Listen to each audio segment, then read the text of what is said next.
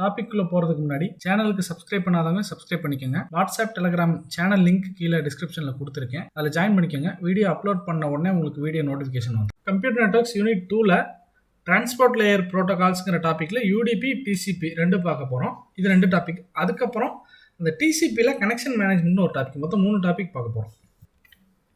So இந்த UDP டிசிபினா என்னன்னு பார்க்குறதுக்கு முன்னாடி உங்களுக்கு நான் 2 சினாரியோ சொல்கிறேன். ஒன்று வந்து ஒரு கிரிக்கெட் மேட்சை வந்து லைவ் டெலிகாஸ்ட் பார்க்குறோம் ஒரு ஓடிடி பிளாட்ஃபார்ம்னு வச்சுக்கோங்க. ஸோ அங்கே மேட்ச் நடக்கும், உங்களுக்கு வந்து டெலிகாஸ்ட் ஆகிட்டே இருக்கும், நம்ம வந்து பார்த்துட்ருப்போம். சம்டைம்ஸ் இன்டர்நெட் ஏதோ ஒரு இடத்துல ப்ராப்ளம் ஆகும்போது ஒரு 5 செகண்ட் 10 செகண்ட் வந்து எதுவும் வராது, பஃபர் ஆகும். மறுபடியும் வந்து நம்ம லைவ் கிளிக் பண்ணோம்னா லைவுக்கு போயிடும், இஷ்யூ சால்வ் ஆனோன்னே. அந்த 10 செகண்டுக்கு உண்டான டேட்டா உங்களுக்கு மிஸ் ஆயிரும், திருப்பியும் வராது. நம்ம பார்க்குறதுக்கும் திருப்பி அதை நம்ம பார்க்குறது யூஸ் இல்லை, ஏன்னா லைவ் டெலிகாஸ்ட்டு லைவாக பார்க்கணும்.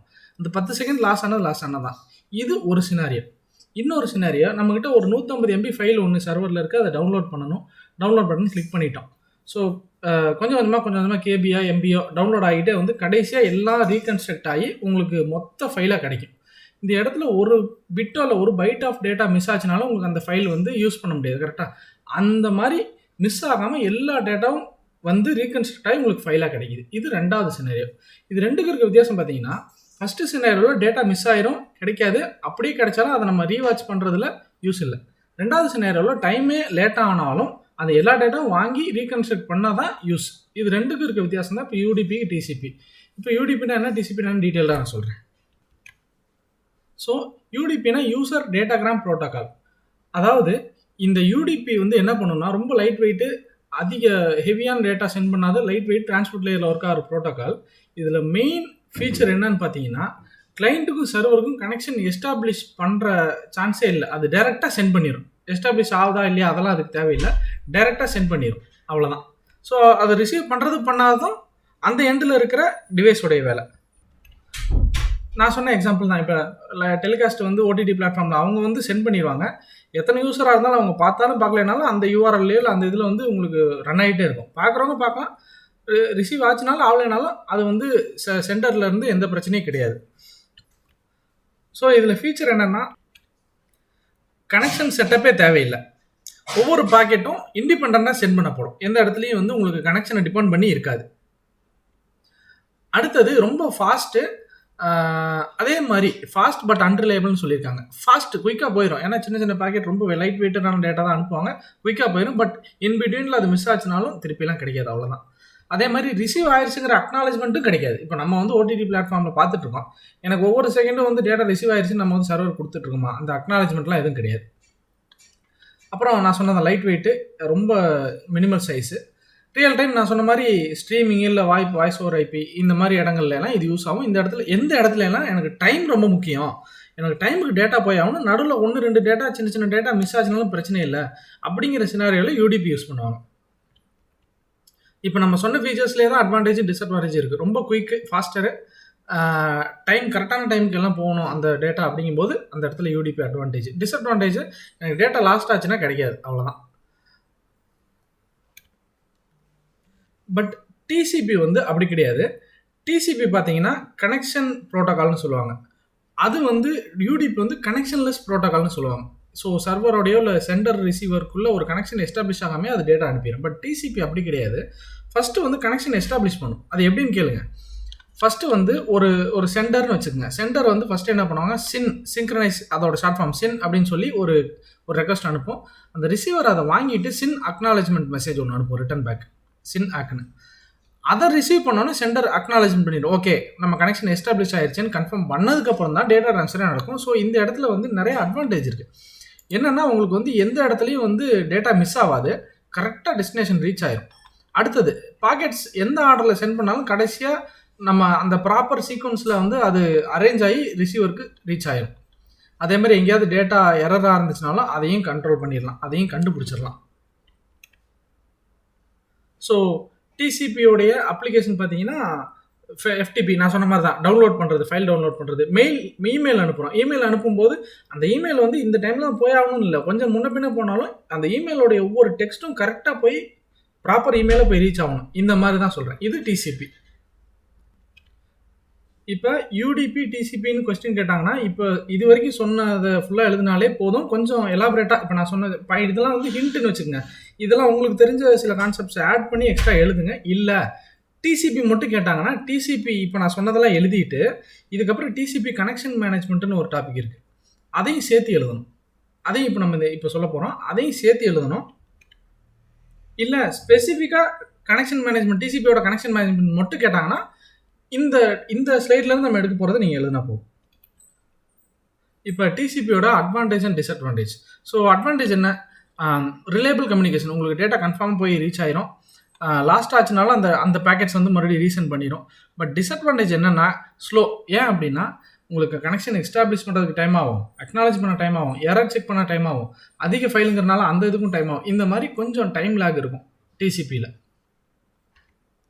ஸோ இது வந்து அதை கன்சாலிடேட் பண்ணி ஒரு டேபிளாக கொடுத்துருக்கோம். இது உங்களுக்கு யூஸாக இருக்கும். அடுத்தது டிசிபி கனெக்ஷன் மேனேஜ்மெண்ட். இப்போ டிசிபி கான்செப்டில் நம்ம கனெக்ஷன் எஸ்டாப்ளிஷ் எப்படி ஆச்சுன்னு மட்டும் தான் பார்த்தோம். ஆனால் ஃபுல்லாக டிசிபியில் கனெக்ஷன் மேனேஜ்மெண்ட் எப்படி ஆகும்னு நான் சொல்கிறேன் பாருங்க. இந்த டிசிபி கனெக்ஷன் மேனேஜ்மெண்ட்டில் 3 ஃபேஸ் இருக்குது. ஒன்று கனெக்ஷன் எஸ்டாப்ளிஷ் பண்ணுற ஃபேஸ், அப்புறம் டேட்டா ட்ரான்ஸ்ஃபர் நடக்கும். நடந்து முடிஞ்சதுக்கப்புறம் கனெக்ஷன் டெர்மினேஷன், ப்ராப்பராக கனெக்ஷன் க்ளோஸ் ஆகும். ஸோ பார்த்தீங்கன்னா ஒரு கம்ப்ளீட் க்ளீன் டேட்டா ட்ரான்ஸ்ஃபராக உங்களுக்கு தெரியும் பார்க்கும்போது. இதுக்கு பேர் 3-வே ஹேண்ட்ஷேக் ப்ராசஸ்ன்னு சொல்லுவாங்க. ஸோ உங்களுக்கு எக்ஸாம்பிள் சொல்கிறேன் பாருங்கள். ஃபஸ்ட்டு ஸ்டெப்பு பார்த்தீங்கன்னா இந்த கனெக்ஷன் எஸ்டாப்ளிஷ்மெண்ட்டில் 3 ஸ்டெப்பு. நம்ம முந்தின ஸ்லைட்ஸில் பார்த்த மாதிரி ஃபஸ்ட்டு வந்து கிளைண்ட் வந்து சிங்க் SON சொல்லி ஒரு ரெக்வஸ்ட் கொடுக்கும். அதை சர்வர் ஆர் ரிசீவர் என்ன பண்ணும்? சிங்க் அக்னாலஜ்மெண்ட் பண்ணும். அக்னாலஜ்மெண்ட் பண்ணதுக்கப்புறம் கிளைண்ட் என்ன பண்ணும்? அந்த சிங்க் அக்னாலஜ்மெண்ட் வந்துருச்சுன்னு சொல்லி அக்னாலஜ் பண்ணி கனெக்ஷன் எஸ்டாப்ளிஷ் பண்ணிடும். ஸோ இந்த 3 பாயிண்டோட கனெக்ஷன் எஸ்டாப்ளிஷ்மெண்ட் முடிஞ்சிருச்சு. அதுதான் இந்த ஸ்லைடில் ஃபர்ஸ்ட் பாயிண்டில் இருக்குது. கனெக்ஷன் எஸ்டாப்ளிஷ்மெண்ட்டுக்கு சிங்க் அக்னாலஜ்மெண்ட், அப்புறம் அக்னாலஜ்மெண்ட். இதோட கனெக்ஷன் எஸ்டாப்ளிஷ்மெண்ட் முடிஞ்சிருச்சு.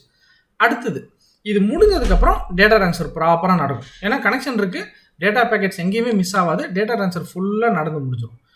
நடந்து முடிஞ்சதுக்கப்புறம் இந்த தேர்ட் பாயிண்ட், அதாவது டெர்மினேஷன் எப்படி நடக்குங்கிறது. அது வந்து பார்த்தீங்கன்னா என்ன ஆகும்னா, கிளைண்ட்டோ சர்வரோ வேலை முடிஞ்சதுக்கப்புறம் ஏதோ ஒரு மிஷின், நீங்கள் கிளைண்ட் சர்வர்னு மட்டும் இல்லை, சென்டர் ரிசீவர்னு கூட வச்சுக்கலாம். ஏதோ ஒரு மிஷின் FIN, அதாவது ஃபினிஷ் அப்படிங்கிற ஷார்ட்கட் ரெக்வஸ்ட் அனுப்பும். இந்த டயக்ராம் படி நம்ம என்ன பண்ணியிருக்கோம்? கிளைண்ட்லேருந்து சர்வருக்கு அனுப்பிச்சிருக்கோம். சர்வருக்கு அனுப்பிச்ச பிறகு அந்த சர்வரை வந்து ஃபினிஷ் அக்னாலஜ்மெண்ட் வந்துருச்சுன்னு ரிட்டர்ன் பண்ணும். ரிட்டர்ன் பண்ணோன்னே ஓகே கனெக்ஷன் க்ளோஸ் பண்ணிக்கலாம், கிளைண்ட் வந்து கனெக்ஷன் க்ளோஸ் பண்ணிடும். ஸோ இது வந்து கிளைண்ட்லேருந்து ஃபின் ஸ்டார்ட் ஆகலாம், இல்லை சர்வர்லேருந்து ஃபின் ஸ்டார்ட் ஆகலாம். ஸோ இந்த 3 ஸ்டெப் முடியும் போது உங்களுக்கு என்ன ஆகும்? அந்த கனெக்ஷன் டெர்மினேஷன் முடிஞ்சிடும். இதுதான் டிசிபியில் வந்து ஒரு டேட்டா ட்ரான்ஸ்ஃபருக்கான கனெக்ஷன் எப்படி எஸ்டாப்ளிஷ் ஆகுது, டேட்டா எப்படி ட்ரான்ஸ்ஃபர் ஆகுது, அப்புறம் கனெக்ஷன் எப்படி க்ளோஸ் ஆகுதுங்கிறது. கம்ப்யூட்டர் நெட்வொர்க்ஸ் யூனிட் 2ல் flow control, congestion control 2 topic பார்க்க போகிறோம். ஸோ இப்போ இந்த செகண்ட் யூனிட்டில் பார்த்தீங்கன்னா சென்டருக்கும் ரிசீவருக்கும் டேட்டா டிரான்ஸ்மிஷன் நடக்கிறத பற்றி தான் நிறைய டாபிக்ஸ் பார்க்குறோம். அதில் ஸ்பெசிஃபிக்காக பார்த்தீங்கன்னா இப்போ சென்டர் வந்து ஒரு ஹை கெப்பாசிட்டி சென்டர், ரிசீவர் வந்து கொஞ்சம் லோ கெப்பாசிட்டின்னு வச்சுக்கலாம். சென்டர் வந்து ஒரு டேட்டாவை வந்து ரொம்ப வேகமாக சென்ட் பண்ணுது. ரிசீவரோட கெப்பாசிட்டிக்கு மேலே சென்ட் பண்ணும்போது அந்த இடத்துல வந்து ரிசீவரால் அதை கன்சியூம் பண்ண முடியாத, அதை வாங்கிக்க முடியாத டேட்டா லாஸ் ஆகும். பஃபர் ஓவர்ஃப்ளோ ஆகி டேட்டா லாஸ் ஆகி இந்த மாதிரி நடக்கும். இந்த மாதிரி நடக்காமல் இருக்கிறதுக்கு ஒரு செட்டப் வேணும், ஒரு மெக்கானிசம் வேணும். அந்த மெக்கானிசம் பேர் தான் ஃப்ளோ கண்ட்ரோல். இந்த ஃப்ளோ கண்ட்ரோலோட மெயின் வேலை என்னென்னா, ரிசீவரோட கெப்பாசிட்டியை பொறுத்து சென்டர் எப்படி சென்ட் பண்ணுது, எவ்வளோ சென்ட் பண்ணுது, இதையெல்லாம் கண்ட்ரோல் பண்ணி மேனேஜ் பண்ணுறது தான் இதோடைய முக்கியமான வேலை. ஸோ இந்த இடத்துல என்ன லாபம் அப்படின்னு பார்த்தீங்கன்னா, டேட்டா லாஸ் ஆகாது, பஃபர் ஃபுல்லாகி ஓவர்ஃப்ளோ ஆகாது, ஸ்மூத் கம்யூனிகேஷன் நடக்கும். அடுத்தது இதில் வந்து கீ ஃபீச்சர்ஸ் என்னன்னு பார்த்தீங்கன்னா, சென்டருக்கும் ரிசீவருக்கும் நடக்கிற கம்யூனிகேஷனில் ஸ்பீடை வந்து இந்த ஃப்ளோ கண்ட்ரோல் மேனேஜ் பண்ணிக்கும். அடுத்தது வந்து பஃபர் ஃபுல்லாகாமையும் பார்த்துக்கும். ஸோ பஃபர் வந்து இவ்வளோ இடம் இருக்குது, இன்னும் 2 ஃப்ரேம் இல்லை 2 பாக்கெட்ஸ் அதிகமாக அனுப்ப முடியும்னா அனுப்பிடும்.